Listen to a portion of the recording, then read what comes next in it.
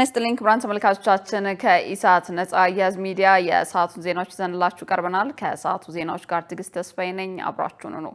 ቀዳሚ ወዳደረግነው መረጃ አልፋለሁ። ኢትዮጵያ ሁለተኛውን የአፍሪካ የአየር ንብረት ጉባኤ ታስተናግዳለች ሲሉ ጠቅላይ ሚኒስትር ዶክተር አብይ አህመድ ገለጹ። ኢትዮጵያ እንደ አውሮፓውያን አቆጣጠር ከሴፕቴምበር 8 እስከ 10 ቀን 2025 የሚካሄደውን ሁለተኛውን የአፍሪካ የአየር ንብረት ጉባኤ ከህብረተሰቡ ጋር በመተባበር እንደምታስተናግድ ጠቅላይ ሚኒስትር ዶክተር አብይ አህመድ ገልጸዋል።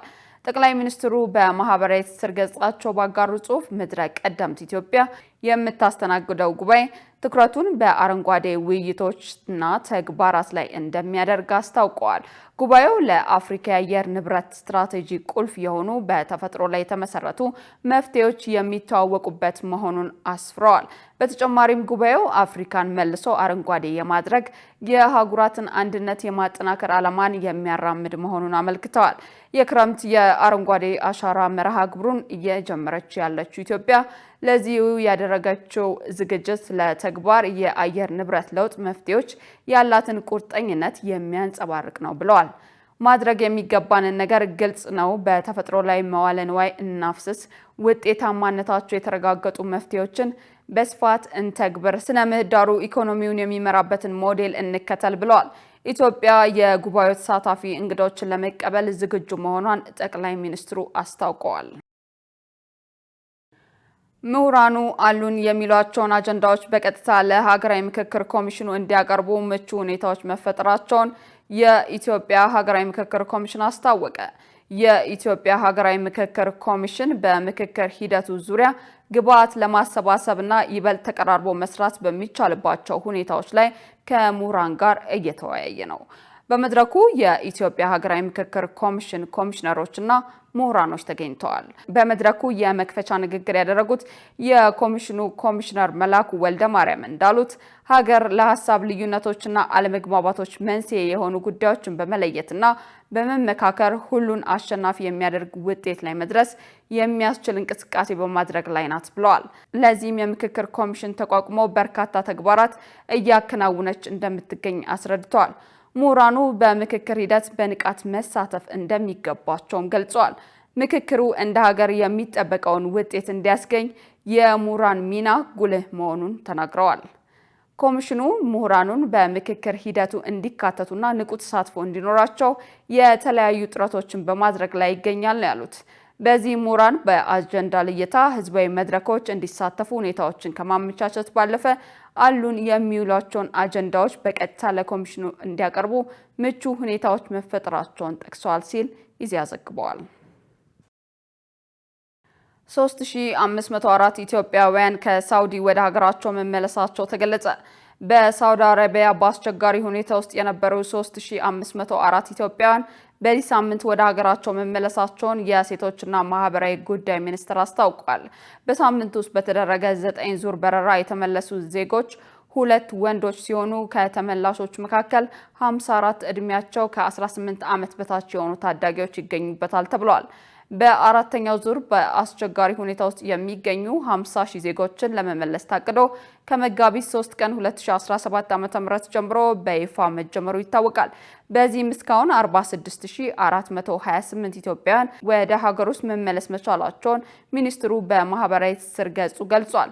ሚኒስቴር መስሪያ ቤቱ ከሚመለከታቸው ባለድርሻ አጋር አካላት ጋር በመቀናጀት ለተመላሽ ዜጎች በአየር ማረፊያና በመቆያ ማዕከላት ተገቢውን ድጋፍና እንክብካቤ የማድረግ ከቤተሰብ ጋር የማቀላቀል ስራም በትኩረት እየሰራ እንደሚገኝ ተገልጿል። የፌዴራል ዋና ኦዲተር ልዩ ኦዲት እንዲደረግላቸው የሚቀርቡ ጥያቄዎችን መመለስ የሚያስችል የሰው ኃይል እንደሌለው አስታወቀ። በፌዴራል ዋና ኦዲት መስሪያ ቤት ምክትል ዋና ኦዲተር አበራ ታደሰ ለጋዜጣ ፕላስ እንደገለጹት ተቋሙ የተለያዩ የኦዲት ሪፖርቶችን የሚያዘጋጅ ሲሆን በሚሰራቸው የኦዲት ግኝቶች የወንጀል ወይም የፍትሐ ብሔር ተጠያቂነት ሊኖረው ይገባል ብሎ ካመነ ዝርዝር ወይም ልዩ ኦዲት ያካሂዳል ብሏል። በዚህም አካሄድ ተቋሙ በ2015 ዓ.ም 26 በ2016 ዓ.ም 13 በቀጥታ ተጠያቂ የሚያደርጉ ልዩ የኦዲት ሪፖርቶችን ሰርቶ ለፌዴራል ፖሊስ ወንጀል ምርመራ ቢሮ ማቅረቡን ገልጸዋል። ተጠያቂነትን የማስፈን ሂደቱ የተጠናቀቀ ባለመሆኑ ልዩ ኦዲት እየተካሄደባቸው ያሉ ተቋማት የትኞቹ እንደሆኑ ከመናገር ተቆጥበዋል። ልዩ ኦዲት ሲሰራ የሚቀርቡ ጥያቄዎች መሰረት ተደርጎ የሚሰራ እንደሆነም በአሁኑ ሰዓት ከ100 በላይ ጥያቄዎች ለተቋሙ ቢቀርቡ ባለው የሰው ኃይል እጥረት ሳቢያ ያንን ማስተናገድ አለመቻሉን አስታውቀዋል። ችግሩን ለመፍታት በአሁኑ ሰዓት መዋቅር ተጠንቶ ኦዲት ኮሚሽን ማጽደቁንና በቅርቡም ወደ ምክር ቤት እንደሚሄድ አብራርተዋል። በተኪን የደን ምርቶች ከ32 ሚሊዮን ዶላር በላይ የውጭ ምንዛሬ ማዳን መቻሉ ተገለጸ። በ2017 በጀት ዓመት 10 ወራት ውስጥ ከውጭ የሚገቡ የደን ምርት ውጤቶችን በሀገር ውስጥ ምርት በመተካት 32.8 ሚሊዮን ዶላር የውጭ ምንዛሬ ማዳን መቻሉን የኢትዮጵያ ደን ልማት አስታውቋል። በኢትዮጵያ ደን ልማት መስሪያ ቤት የደን ውጤቶች አጠቃቀም ዴስክ ኃላፊ አቶ ጸጋ መንገሻ ለኢፒዲ እንደገለጹት በ2017 በጀት ዓመት 10 ወራት ውስጥ በሀገር አቀፍ ደረጃ ከውጭ የሚገባ የደን ውጤት በሀገር ውስጥ የመተካት ስራ ተሰርቷል ብለዋል። በዚህም ከውጭ የሚገባ 3.75 ሚሊዮን ቶን የደን ውጤቶችን በሀገር ውስጥ ምርት በመተካት 32.86 ሚሊዮን ዶላር የውጭ ምንዛሬ ወጪ ማዳን መቻሉን ገልጸዋል።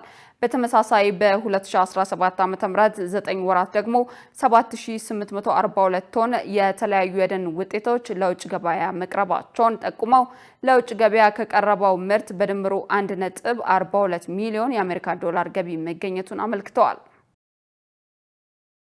በአዲስ አበባ ከተማ ባለፉት 11 ወራት ብቻ ከ56 ሺህ በላይ እግረኞች መቀጣታቸውን የአዲስ አበባ ትራፊክ ማኔጅመንት ባለስልጣን አስታወቀ። በመዲናዋ ባለፉት 11 ወራት 56332 ተገቢውን የመንገድ አጠቃቀም ስርዓት ያልተከተሉ እግረኞች መቀጣታቸውን ትራፊክ ማኔጅመንት ባለስልጣን አስታውቋል። በከተማዋ ተገቢውን የመንገድ አጠቃቀም ስርዓት ያልተከተሉ እግረኞች ላይ እርምጃ እየተወሰደ መሆኑን የአዲስ አበባ ትራፊክ ማኔጅመንት ትራፊክ ቁጥጥርና ኩነት አስተዳደር ዳይሬክቶሬት ዳይሬክተር አያሌው ኢተሳ ለአዲስ አበባ ሚዲያ ኔትወርክ ገልጸዋል። ባለፉት 11 ወራት በተካሄደው ቁጥጥር የእግረኛ ማቋረጫ ዜብራ ላይ ያልተሻገሩ፣ በተሽከርካሪ መንገድ ላይ የተጓዙ ተሽከርካሪን ከፊት እያዩ ያልተጓዙና ሌሎችም ጥፋት የተገኘባቸው 29489 እግረኞች በገንዘብ የተቀጡ ሲሆን 26843 እግረኞች ደግሞ በማህበራዊ አገልግሎት በአጠቃላይ 56332 እግረኞች መቀጣታቸውን ተናግረዋል። ለከተማዋ ትራፊክ ፍሰት መሳለጥ የእግረኞች የመንገድ አጠቃቀም እንቅፋት ሲፈጥር እንደነበር ያስታወሱት ዳይሬክተሩ አሁን ላይ በከተማዋ የኮሪደር ልማት ለእግረኞች ምቹ ሁኔታ መፍጠሩን አንስተዋል። በከተማዋ ስርዓት ያለው የመንገድ አጠቃቀም እውን እንዲሆን በግንዛቤ የተደገፈ የእግረኛ ቁጥጥር ስራው ተጠናክሮ እንደሚቀጥልም ተጠቁሟል። ተመልካቾቻችን ከኢሳት ነጻ የህዝብ ሚዲያ ዜናዎቻችን አሁንም እንደቀጠሉ ናቸው። በቀጣይነት ደግሞ ወደ ውጭ ዘገባዎች አመራለሁ። እስራኤል በኢራን ላይ በሰነዘረችው ጥቃት 224 ሰዎች መሞታቸው ተገለጸ። ሶስተኛ ቀኑን በያዘው የእስራኤልና ኢራን ግጭት የእስራኤል ጦር የኢራንን ዋና ከተማ ቴህራንን ጨምሮ በተለያዩ ከተሞች ባደረሰው ጥቃት ቢያንስ 224 ሰዎች መሞታቸውን የኢራን ጤና ጥበቃ ሚኒስቴር አስታውቋል። በሁለቱ ሀገራት መካከል በተካረረው ግጭት እስራኤል ከአርብ ዕለት አንስቶ በኢራን ላይ በሰነዘረችው ተከታታይ ጥቃት 224 ሰዎች መሞታቸውን የተገለጸ ሲሆን ከሟቾቹ መካከል ከ90 በመቶ በላይ ሲቪሎች ሲሆኑ 1277 ያህል ሰዎች መቁሰላቸው ተጠቁሟል። የእስራኤል ባለስልጣናት በበኩላቸው ኢራን በእስራኤል ላይ በፈጸመችው ያጸፋ ጥቃት ቢያንስ 13 ሰዎች መሞታቸውን አስታውቀዋል። የእስራኤልና ኢራን የእርስ በርስ የመልሶ ማጥቃት ዘመቻ ዛሬም የቀጠለ ሲሆን የኢራን የባላስቲክ ሚሳኤሎችን የሚቆጣጠረው የፓራሜትሪ አብዮታዊ ጥበቃ የስለላ ኃላፊ ጀነራል መሐመድ ካምዚ እና ሌሎችም 2 ጀነራሎች በአሁኑ የእስራኤል ጥቃት ተገለዋል። በተመሳሳይ ኢራን በእስራኤል ላይ ባደረሰችው ጥቃት ቢያንስ 8 ሰዎች ቆስለዋል ሲል የሀገሪቱ ብሔራዊ የአደጋ ጊዜ አገልግሎት ማሳወቁን አልጀዚራና ዘ ታይምስ ኦፍ እስራኤል ዘግበዋል።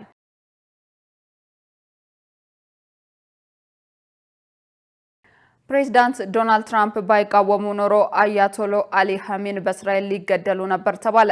እስራኤል በእቅዷ መሰረት የኢራኑ ሁለንተናዊ መሪ አያቶሎ አሊ ኻሜኒ የመግደል አጋጣሚውን አግኝታ እንደነበር እየተነገረ ነው።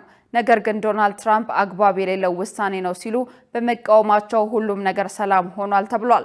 3 የአሜሪካ ባለስልጣናትን ዋቢ ያደረገው ሮይተርስ የዜና ወኪል ሪፐብሊካኑ ትራምፕ ሐሜንን መግደል ጥሩ ሐሳብ አይደለም በሚል መቃወማቸውን አስነብበዋል። ትራምፕ እንዲህ አይነቱን ሐሳብ ውድቅ ማድረጋቸው በተገለጸበት አጋጣሚ ኔታንያሁና ሪፐብሊካኑ ባለፈው ሳምንት ሰኞ፣ ሐሙስና ቅዳሜ በተለያዩ ጉዳዮች ላይ ለ3 ጊዜ ያህል መነጋገራቸው ተሰምቷል።